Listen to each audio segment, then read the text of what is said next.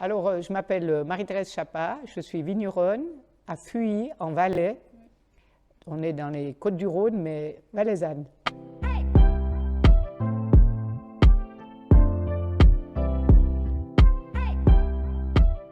La vallée du Rhône, elle est très variée, beaucoup de terroirs différents. Et nous, on a une particularité, Fuy et Martigny, c'est qu'on a la fin du massif des Aiguilles Rouges de Chamonix, qui a été coupé par le Rhône. Vraiment, on a le coude du Rhône, là, ça vaut la peine comme promenade. Et ça a été coupé par le Rhône, et c'est une roche granitique. D'ailleurs, ils se sont vraiment posé des questions, pourquoi le Rhône a pu creuser, mais il y avait des glaciers qui arrivaient, donc il a été obligé de tourner et creuser cette roche de granit quand même. Alors on a un terroir de gneiss, de granit, très différent du reste du Valais. Le reste du Valais, c'est sur calcaire. Pour le vignoble, hein, parce qu'il y a aussi des endroits granit, mais pour le vignoble. Et donc, vous pouvez, comment dire, on peut apporter la preuve de ce granit, parce qu'on a beaucoup de forêts de châtaigniers. Sur Fuy, aussi, il y en a un peu à Martigny, Collonges, Montet, c'est tout le même massif. Et le châtaignier se plaît plus sur du granit? Il ne pousse pas sur le calcaire. Donc, plus loin, vous n'en trouvez aucun. Oui. Ouais. Donc, voilà. Ouais.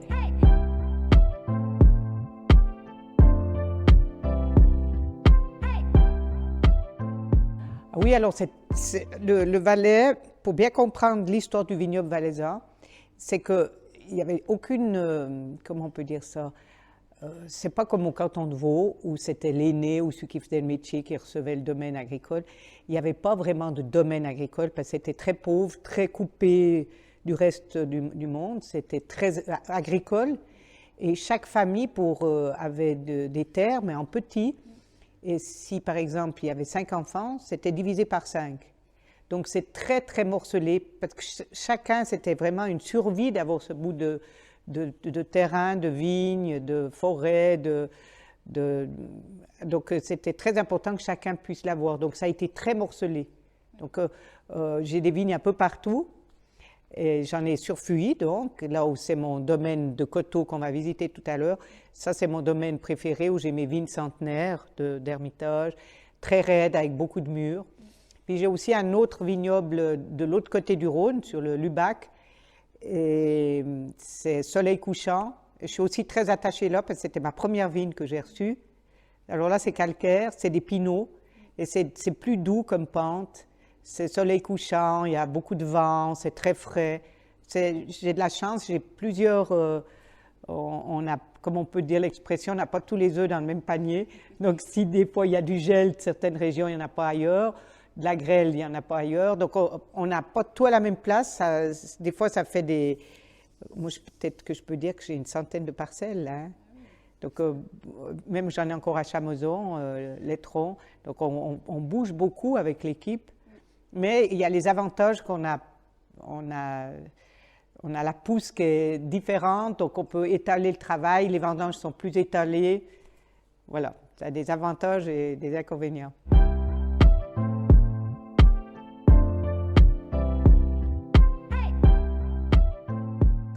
Ici où on est les deux, on est à 500 mètres d'altitude et j'ai des vignes qui montent jusqu'à 650 et j'ai des autres amis qui ont des vignes jusqu'à 800.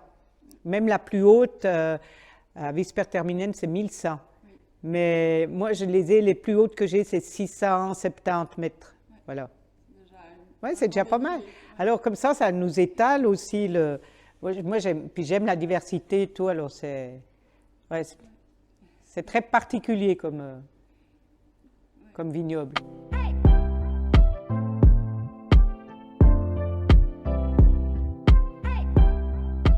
Alors, l'histoire. L'histoire, je pense que j'ai toujours aimé même petite. J'ai mon petit-fils qui est comme ça aussi, odorat, très développé, les odeurs. Tout de suite, ma mère, elle n'aimait pas d'ailleurs, parce que je sentais tout de suite, il y avait un petit truc moisi. Alors, mais toi alors? Et puis j'avais ma grand-mère cuisinière, mon frère cuisinier, puis mon père, il adorait le vin. Mais mon père était avocat. Et ma mère photographe, donc pas du tout dans le vin, mais mon père avait des vignes de famille. Comme tous les Valaisans, chacun avait un peu de vignes. Et il m'a donné la vigne de sa grand-mère, qui était sur la rive gauche, pour ça que je suis attachée. Et puis, comment on peut dire ça? Mais je répète toujours un peu la même chose, mais l'histoire, elle est toujours la même. Hein. J'étais très,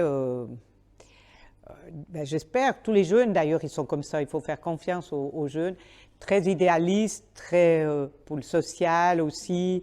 Alors, je ne voulais pas être une capitaliste comme mon père, qui avait des choses, des terrains, mais qui ne les exploitait pas. Je trouvais que ça me choquait, ça. Donc, je me suis dit, je vais m'en occuper. Et lui, il me poussait là-dedans. Il avait peut-être une idée de... Lui, il a toujours voulu faire quelque chose dans la nature, et puis il a dû suivre la voie familiale, qui était des juristes. Mais lui, il aurait aimé faire plein d'autres. Alors, il m'a un peu poussé dans... Pourtant, il était d'une autre génération, parce qu'il avait 15 ans de plus que ma mère. Il était de 1917.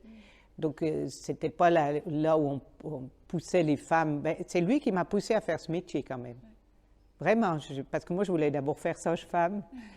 J'ai fait un peu de stage dans les hôpitaux, mais ça n'allait pas pour moi. Pour moi, l'ambiance hiérarchique, tout ça, ça ne m'a pas plu. Donc, j'ai adoré travailler dehors. C'est ça qui m'a donné, cette petite vigne qui m'a donné un petit peu le déclic, le coup de foudre. Mais ce n'était pas facile, parce que je n'avais pas du tout le caractère, j'ai une sœur qui est très main verte, j'avais pas tellement ça. J'avais le goût, oui, mais pas tellement la...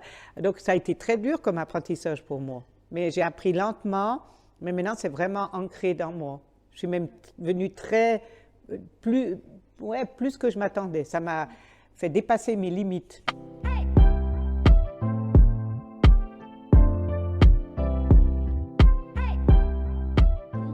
Pas tellement, parce que je ne savais pas que c'était possible.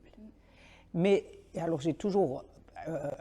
j'ai commencé en faisant ce qu'on apprenait à l'école, à Changin. On était déjà un peu quand même en avance en Valais, parce qu'on était, par exemple, pour les typhlodromes, les seuils de tolérance. Les typhlodromes, c'est des bonnes araignées qui mangent les méchants.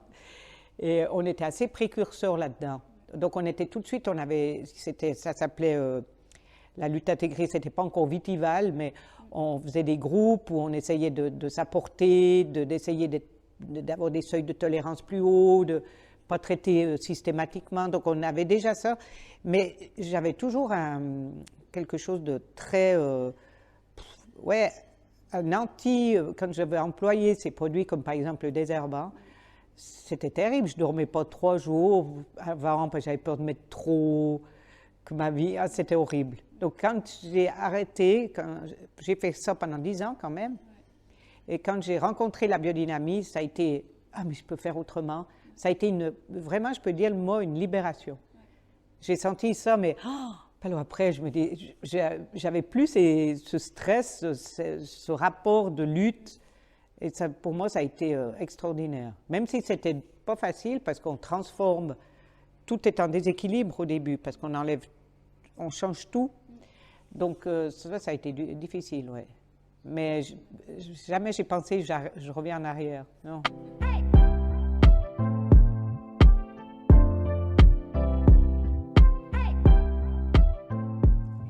Mais c'est marrant, ça change avec les années. Maintenant, j'ai quand même maintenant que j'ai enfin réussi à faire une petite arvine, comme j'avais envie de la faire, qu'on avait envie, parce qu'on est plusieurs quand même à travailler sur le domaine, je dirais maintenant presque que ça commence à me passionner la petite arvine. Mais j'ai eu toujours un faible pour mon Hermitage, qui est les vieilles vignes centenaires, qui arrivent centenaires. Et oui, je pense pour ces 2 blancs, Hermitage et petite arvine, oui.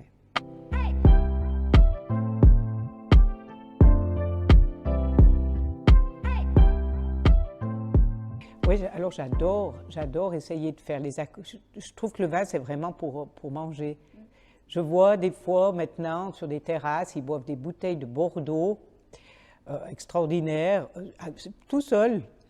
Alors, nous on n'a pas cette culture du rouge tout seul, hein, en Valais. Nous, alors oui, alors du fendant, pour l'apéritif. Alors ça, oui, mais donc moi j'ai toujours plutôt appris toute mon enfance, mon adolescence, d'accompagner les plats. Alors, j'aime beaucoup les accords fromage et vin, Mais j'aime aussi tout ce qui est assez cuisinier. J'aime pas tellement, personnellement, j'arrive pas bien à faire une cuisine, comme on peut dire, entre guillemets, gastronomique, mais j'aime bien des choses entières. Par exemple, des accords que j'adore, mais c'est une recette qui coûte un petit peu cher, mais qui est géniale, c'est une poularde de demi-deuil, donc on glisse, vous connaissez la truffe noire sous la peau. Après, je la fais pocher dans un bouillon avec des anciens légumes, style persil racine, si on arrive à trouver cerfeuil tubéreux.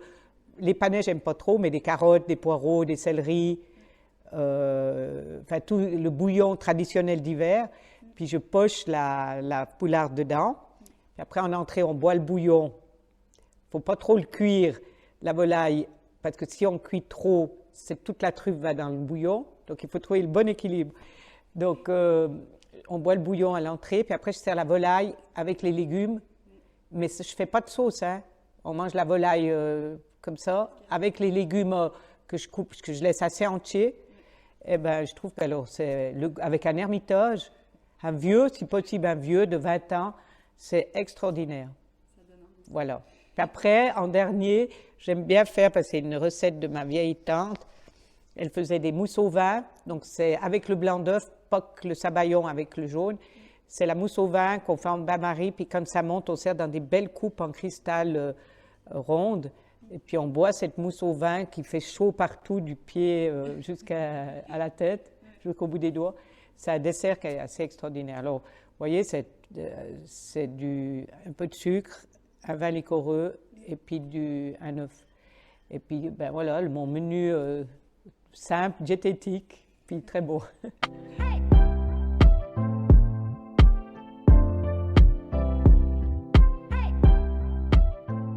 Mais alors ça, c'est un mystère. C'est un mystère, ou bien parce que quand j'avais 8 ans, on avait mis la cire sur un ermitage flétri. Donc, nous, on appelait flétri à l'époque, mais c'est comme un grain noble ou une vendange tardive. Et puis, on avait trempé les bouteilles dans de la cire jaune. C'était un ermitage 1967.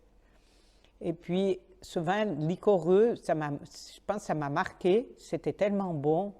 Puis, l'ermitage en liquoreux, vous avez la truffe noire, vous avez les arômes d'eau de vie de framboise, c'est extraordinaire. Alors, est-ce que c'est à cause de ça?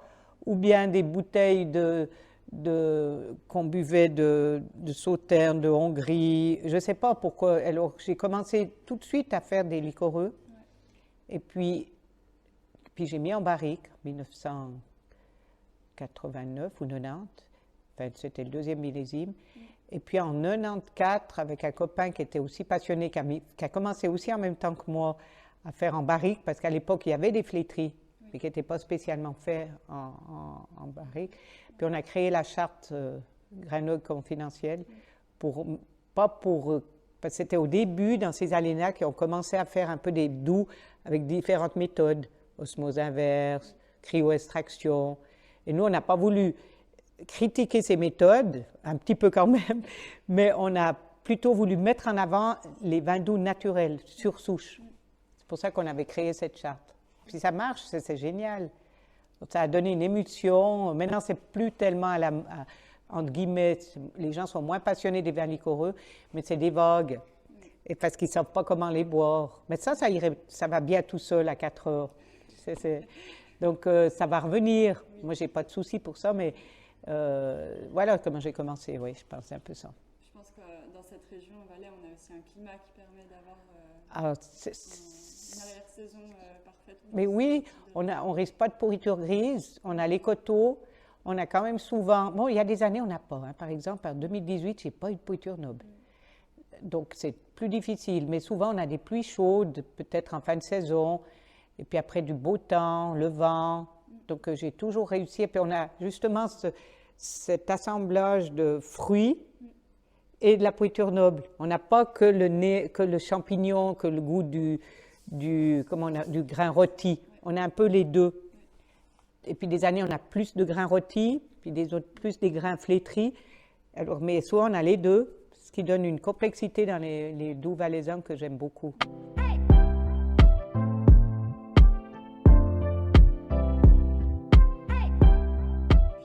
Alors, je pense que l'avenir du vignoble valaisan, c'est d'avoir des vins, parce qu'on a des terroirs magnifiques. On n'a justement pas des terres à blé, on a des vrais terroirs à vin, à grande valeur ajoutée.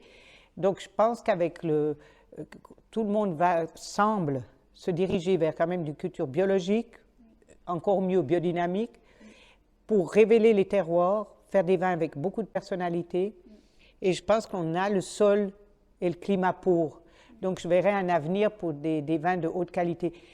Après, on n'a pas des vignobles faciles, pas mécanisables. Donc, à mon avis, l'avenir ne sera pas des vins bons, mais bon marché. Je pense qu'on a un vignoble trop cher pour faire ça. Il faut faire plutôt des vins à grande... Puis on a des cépages très personnels, très autochtones, donc ça donne un plus, une personnalité en plus. Et puis le valaisan, il a des qualités, il aime bien, il est très curieux. Alors on a tellement de cépages, ça laisse beaucoup de liberté aussi. Moi j'ai pas mal d'espoir. Pourtant là, on se dirige vers quelques années difficiles au niveau de la viticulture. Pour le vigneron, seul le vigneron qui vend le raisin, qui ne fait pas sa bouteille, ça va être difficile. Oui, on voit qu'il y a beaucoup de parcelles en vente. Oui. Oui, puis les gens ne trouvent pas tous des acheteurs pour le raisin. Puis il ne faut pas diminuer la surface parce que c'est tout des murs. Qu'est-ce qu'on va faire d'autre avec c'est pour le paysage, pour les touristes, pour tout. Ce serait dommage de perdre du vignoble. La vallée d'Ost, par exemple, on voit beaucoup de vignes. Bon, maintenant, ça recommence qui ont été abandonnées. Donc, nous, on a beaucoup de chance pour ça, oui.